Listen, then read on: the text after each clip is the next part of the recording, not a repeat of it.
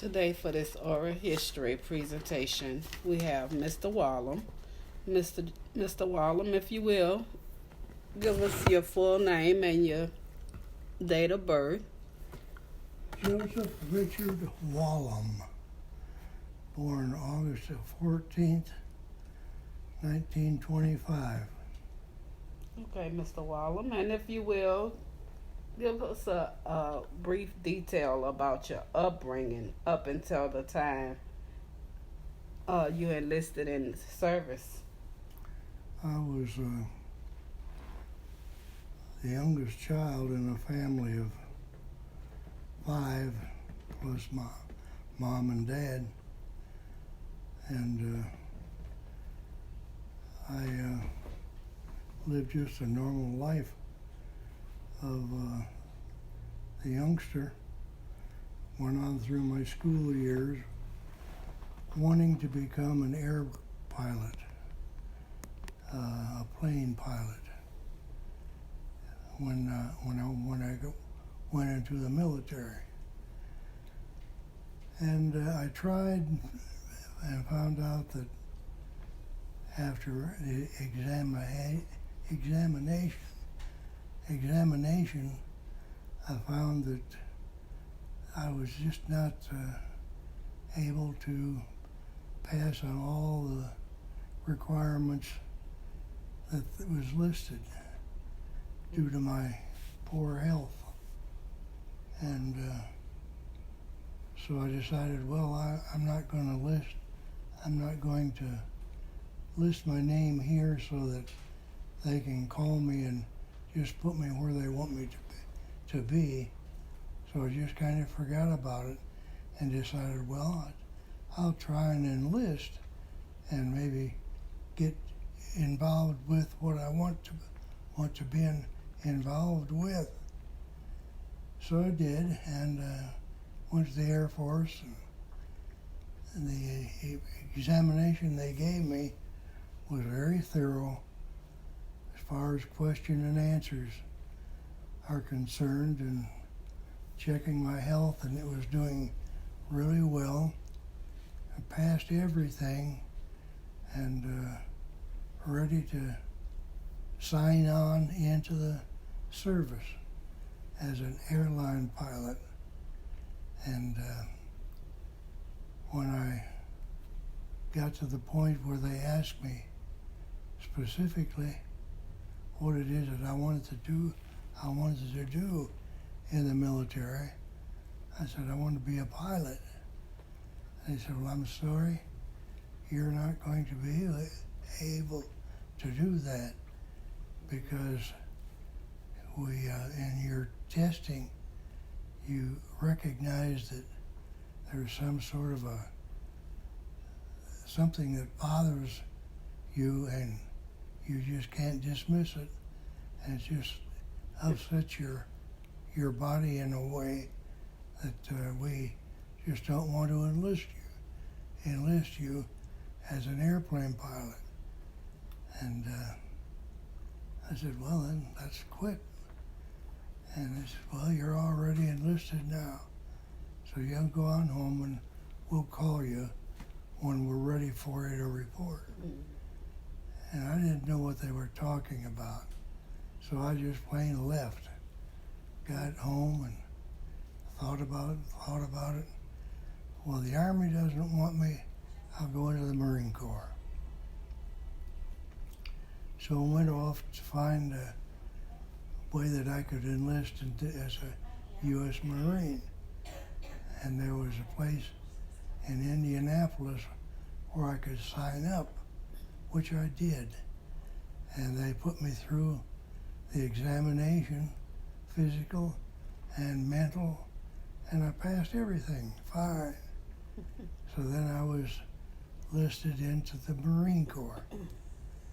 And so when I made the enlistment, I called home to tell my mom and my dad what I had done.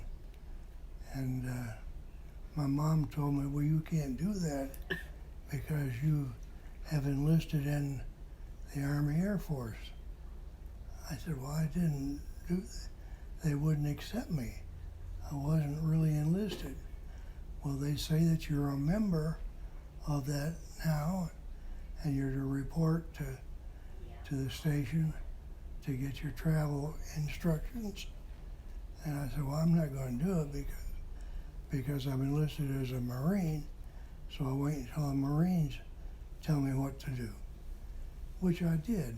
And the Marine Corps called and worked out the deal for me to go ahead and enter their corps. And I got to California, where I had to stand up on a railroad on a train all the way from Elkhart to the West Coast. And every seat was occupied for the whole trip. And I could not find a seat to sit in. And it was very tiring. So I just sat down on the floor and spent the time sitting there on the floor. And then when I got out the Marine Corps, they told me, first of all, that about the mix-up with the Marine Corps and the Air Force, and said, you are now a Marine, so you're not going to be able to go with the Air Force. And I didn't know what I was supposed to do then, so I just didn't do anything. And I went on into the military as a Marine. Good deal. I mean, it was a bummer, some of the things you had to go through, but some of the things I had to go through for to get to the Marine Corps. I mean, what was your reason for wanting to join the Air Force? I wanted to join the Air Force because I wanted to be a pilot. Okay. Okay, and so from there, from California, what happened from there? All right. Well, in California, I was sent into a great big bus. It really was. Mm-hmm. That was going to carry us into the headquarters and get us the proper clothing and assigned to an outfit. And when we rode the bus, everybody looked at us, looking at us, saying, "You'll be sorry, you'll be sorry," singing that to all of us. Mm-hmm. I thought, well, we've got it now, so I guess we'll just have to be sorry. And got my uniform and was all dressed out, and they then transferred us to a unit, and it was in a group of men who were just entering the Corps that had to go through more exams, physical. And I went through all of that, and I passed it. And so I thought, this is great. And they asked me what I wanted to do in the Marine Corps, and I told them, be an airplane pilot. And they sent me to, where was it? Someplace in, I can't remember even where it was now, but it was one of their bases where young people go to learn to be a Marine. And they started me out in that. I went through everything every day, passing everything that was asked of me and asked me to do. And so I got right to the finish, and they said, you are now a Marine Corps. You are now a member. And put me in a platoon into what they called a boot camp. And this was for all Marines that were first entered into the Corps to learn how to be what we were assigned to be. And went into that Corps. I still wanted to be a pilot. And they told me, no, I'm sorry. You have this one health problem that you fainted one time in your life when you were a child. And I thought about that, well, a long time ago. I'm a man now, I'm 18 years old. And they said, well, I'm sorry, you'll have to now be a Marine. And so we were transferred into a platoon for training. And somebody came to me and said, Mr. Wallum, why are you here? I said, because I was instructed to be here, that I'm a Marine. And they said, well, no, you're in Air Force. I said, ma'am, they wouldn't accept me. And because they wouldn't accept me, I wanted them to be a Marine, because I wanted to enter this war. And that went on. Finally, they just put that all aside and told me that, okay, you can go be a Marine. And that was my training, starting my training in boot camp, which lasted for, 2 months, I think it was, just doing things and getting the siren would, not the siren, but the call on the... Alarm? What? Was it the alarm? The alarm that goes off over the... Well, the instrument that they use to make the noise that I go to my... the horn. Alarm. Well, anyhow, I got that, and I got started into a platoon, and they start me about 4 o'clock in the morning doing just physical exercise, and we do that up until we were probably about 7 o'clock, and then they send us off for breakfast, and we go to the breakfast, go to the area where the breakfast is being served out in the open. This is all done over equipment that had been established out in the open to do, and do the things that they did. And they brought my coffee, my breakfast cereal, and I don't remember what all, toast, and I don't remember what else, but their regular breakfast. And when I finished that, they told me that I was to go to a particular building where they were assembling the group that I was going to be in for the training.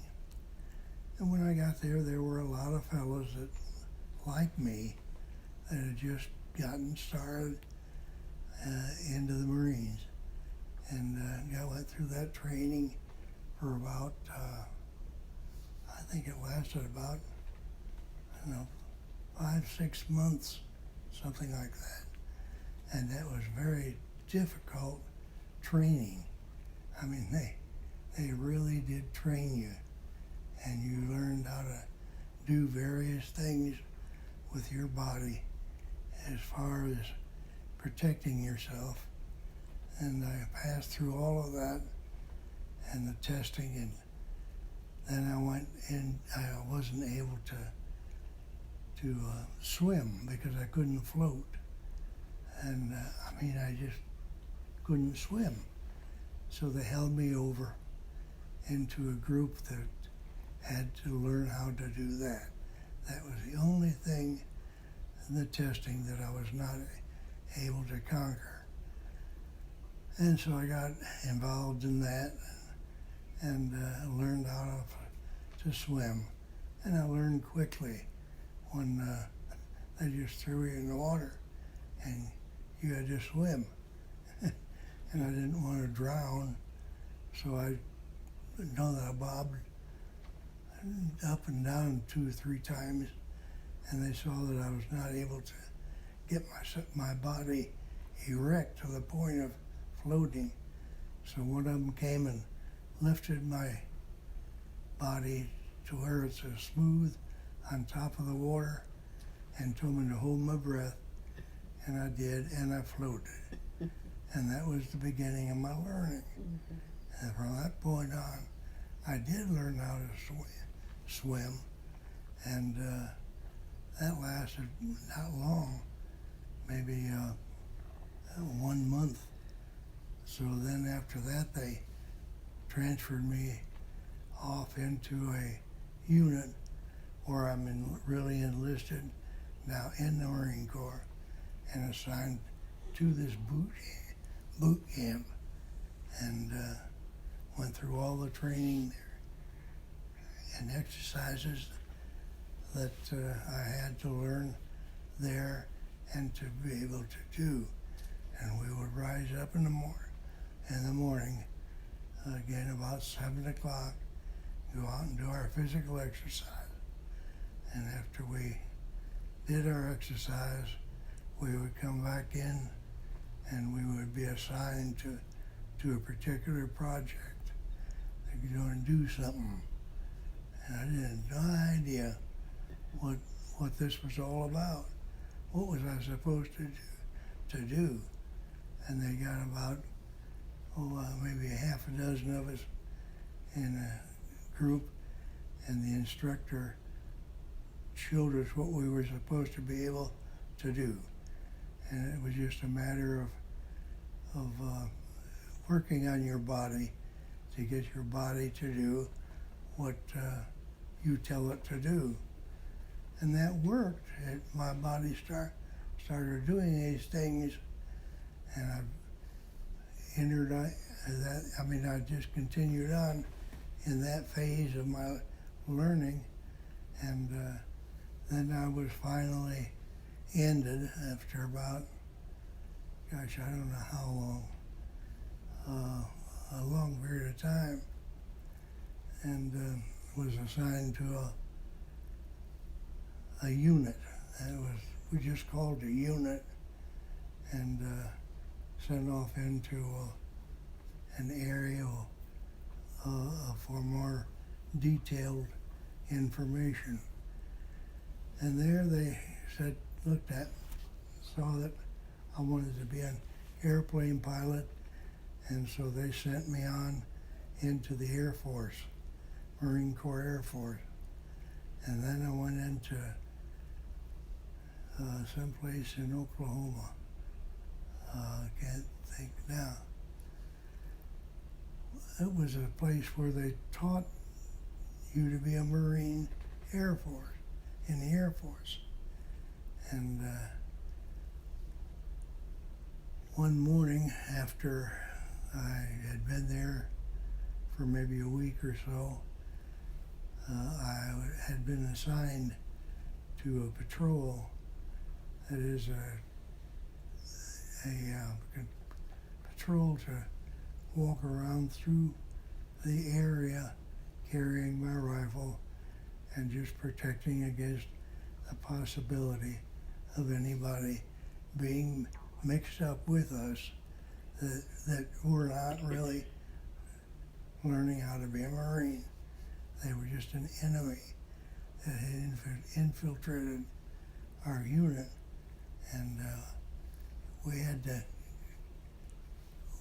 just ignore all of that and continue on doing the stuff that we needed to do in the way of exercise. And they told me then that I'm not going to be a pilot because of this very same reason that, oh yes, and then I was told,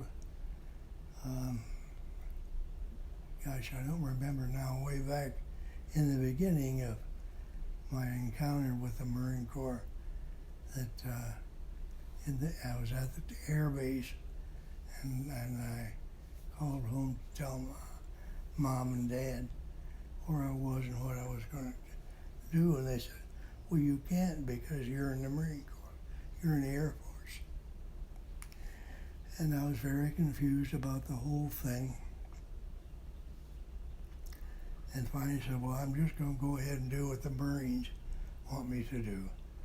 And that was the beginning then of my life in the Marine Corps. They just sent me off to this base where people in the Air Force were trained.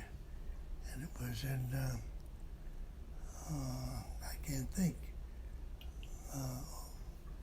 what city even?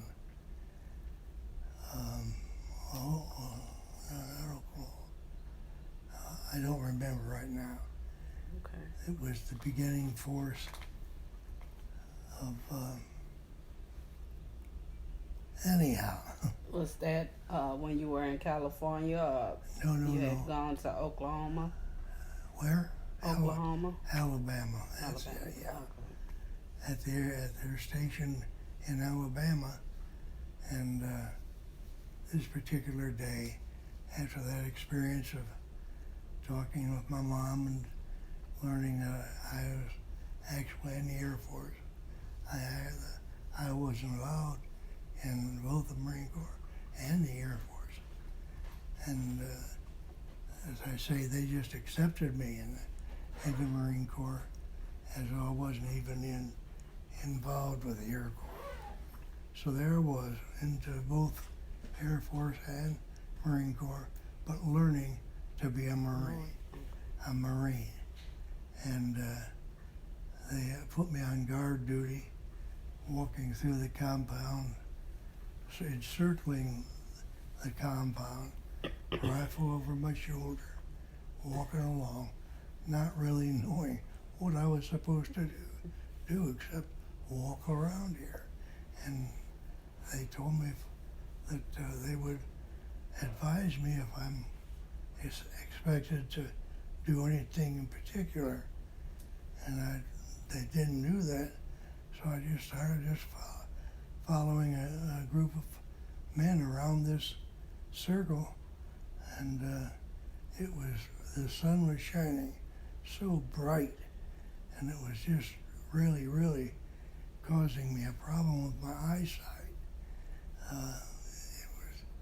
And they called me aside and said, well, all right, now you go ahead into that camp. And I did.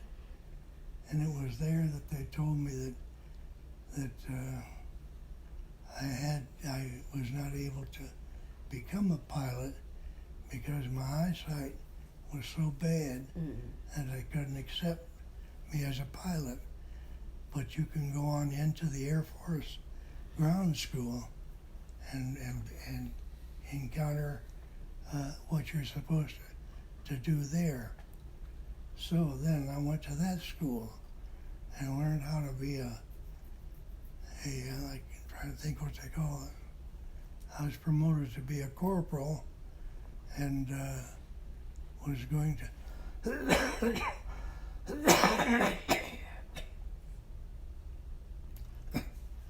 going to go through the same training that the group that I was supposed to be with.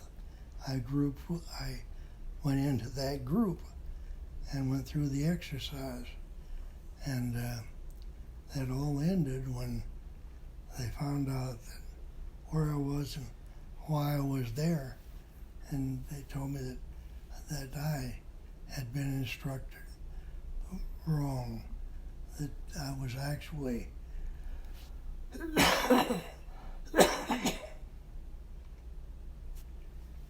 put into a group that was going to go to another air base and learn how to be just a person in the Air Force that did not fly. Mm-hmm. And they did, and I went into that. And there I learned ammunition. I learned how to strip rifles and machine guns and all kind of instruments and clean them and put them back together. And I learned how to do all that. And when I got through with that training, they said, well, now actually you're going to be assigned to a particular flight. And they put me on an airplane along with some others, and I was flown to the East Coast, up near the training base there. And so I started out my life then in the Marine Corps as a Marine who had gone through a lot of instruction and a lot of conditioning. And I was just a different person physically. I was stronger. I was more confident about what I was doing. Everything worked out fine. I was a corporal, and I appreciated this job, even though I couldn't be a pilot.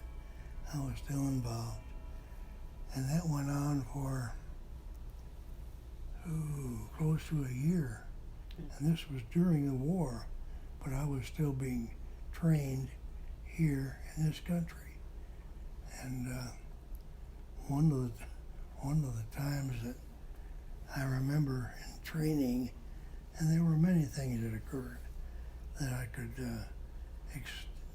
talk about, but this one particular thing was the fact that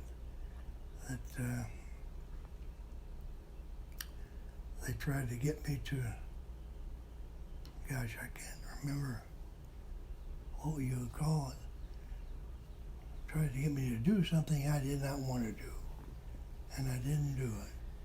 And so they said, well, then we'll just put you in this position. And then when they put me into a unit that was really a combat unit in the Air Force, and I lived out many months there and was transferred to a Marine Corps base on the East Coast. And I worked there with this particular group of men. And we trained, and I was actually one who would load the ammunition on the airplane that they were going to have the fellows fly and do training in the air and do some gunning on the air. And I was doing that for about, I don't know, maybe a month or two. And then I was called out. And now I'd been in the Marine Corps for about a year and a half when all this occurred. And I was then transferred to, let me think. Yes, they transferred me then, took me out of the Air Force and put me into called a line company. Now this is just a group of Marines who are assigned to do various things. Just a minute. To learn how to actually be a combat Marine.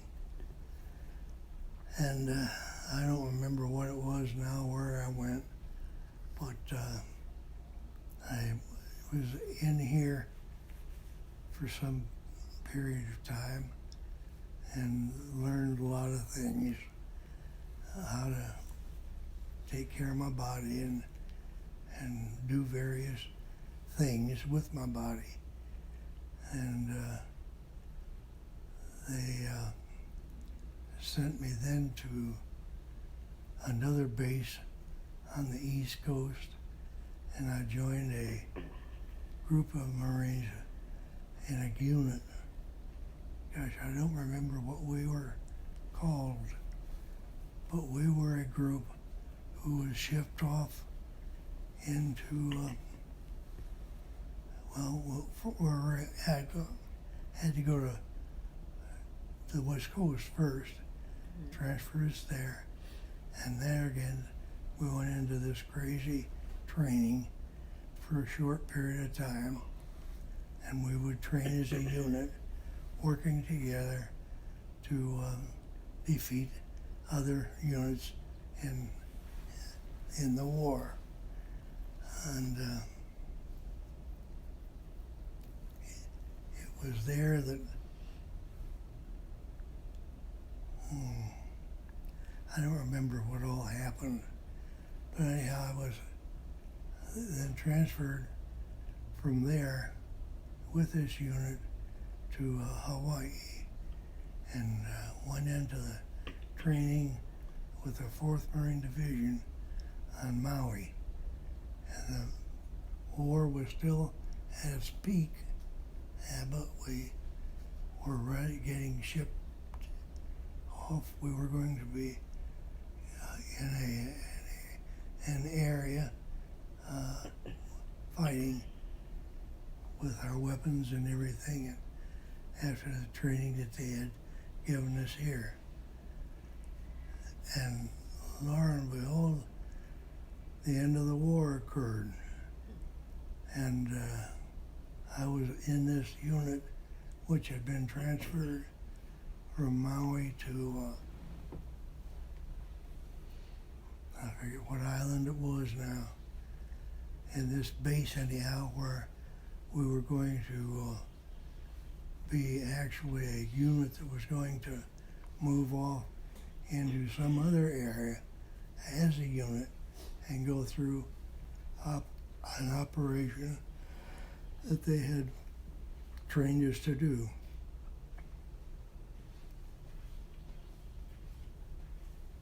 Excuse me. And it was here that I really, let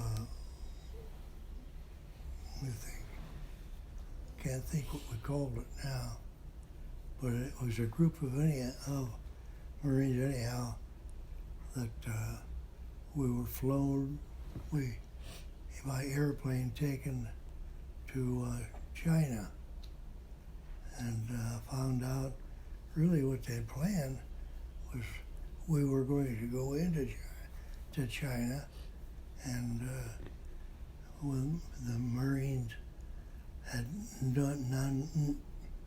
none of the Marine Corps had been involved in China, and so we were just going to go in and take away some area in China that we would prepare ourselves to move on in to Japan. And I was in this group in Sangtao, China, and ended up in special services, doing special things. And due to the fact that when I'd enlisted, one of the things I had mentioned was the fact that in high school I had learned how to operate a projector that would show pictures and like I don't know how to describe it. I am familiar with it. Pardon me? I am familiar with the projector TV. Say it again. Projector TV. Projector. Yes. Yeah. And did that and had to go each night over into the area where the projector was showing a movie, and that went on for quite some period of time, and I was really not minding this at all, because I was put into a unit for just doing that, offering that kind of training. And the war was ended now, so they were sending a lot of Marines back home. They would judge your chances to go by what you had done in the Marine Corps. And since I hadn't done much of anything except train and learn how to be a Marine, they just kept me. And it was about close to, well, it was another year. This was my 4th year in the Marine Corps now, and I hadn't really been in open warfare. I had been very close to it. I had learned how to protect myself when I would be transferred into a unit, and actually just kind of trained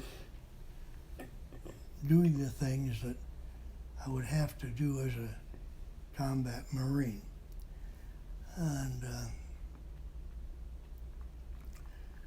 came to me one morning, and I was working in the compound then on a stage that they would have the band function, and through our dance that they had put together for individuals. It was, I can't think what they called it. It was some sort of a recreation, but I was in that anyhow, and I, getting myself mixed up here. I was in that unit when they told me that I'm free to go home now, and they were going to discharge me and sent me back to the United States, where I was released from the Marine Corps and given a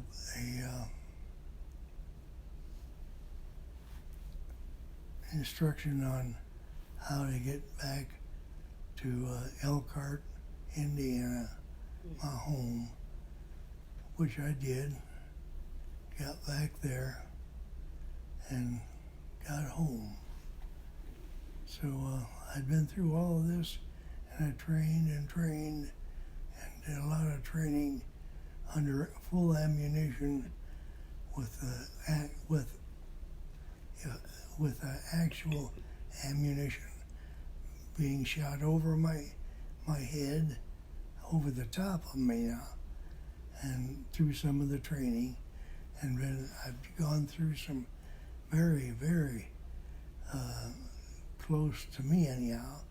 They were close to the possibility of my being shot. I'd taken this training and learned how to avoid it. And all of this was training that I had gone beyond the training that I had been given in the Air Force. So I got back into Tsingtao, and was called out and told me that I was discharged and I could go on home. So we're going to fly you back to California, and you can go back to your home from there. And that's what I did, and got back home after having served 3 years as an active Marine. Wonderful. And do you remember what year this took place and No, which war? I don't remember. It was the end of the war. I don't remember when the war ended. World War Two. Pardon me? World War Two. Was it World War Two? What? Was it World War Two? World War II. Yeah, I'm sorry. The end of World War II. Yeah. Okay.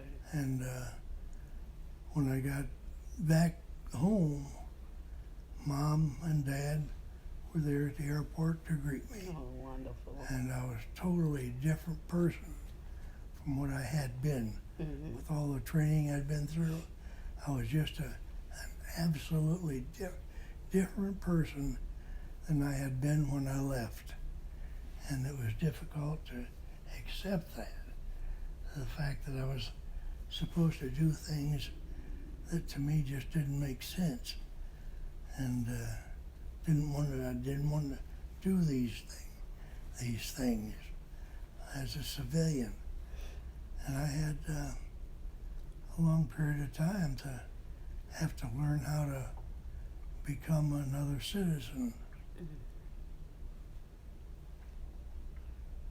So, overall, were you pleased with joining? Well, it sounds more like you were drafted to the Marines. You enlisted in I enlisted in both companies. I enlisted in the Air Force and I enlisted in the Marine Corps. Okay. But I was trained in the Marine Corps. And I don't know whatever happened to my enlistment in the Air Force. Okay. So your overall experience, was it, I mean, did you enjoy what you learned or what you got out of it? What about it? Your overall enlistment, Yeah. did you enjoy what you learned, Oh, no. what you picked up? No, I didn't enjoy it. It was just one of those things of having to do and allowing yourself to do what they told you to do. And that's where you learn to be just a combat force. You pay not much attention at all to who you are or what you're doing, other than what they have told you that you have to do. And I lived 3 years of my life being in that position. And it was wonderful from a standpoint of the friendships that I made and the things that I learned that helped create me into the person that I was. But coming back into civilian life, everything was so different. And I really had forgotten how to be a person not in the service. And it took me a period of time to come through all of that. I think I failed to tell you that this thing that had kept me from becoming an aviator was a physical problem which I had overcome, and that really was not a problem to me. My only problem there was my vision. I didn't have a very good vision, and that was a reason that I was not put into training to be an airplane pilot. Okay. And moved it on into the areas that I mentioned before. Okay. Did you actively fight in World War II? No, I didn't fight the battle of the war. Okay. In other words, yeah, I fought. I fought a number of fellas, and these were just training fights. Okay. I understand. Well, overall, I thank you for your service, Mr. Joe Wallum. And I thank you for this interview that you have allowed me to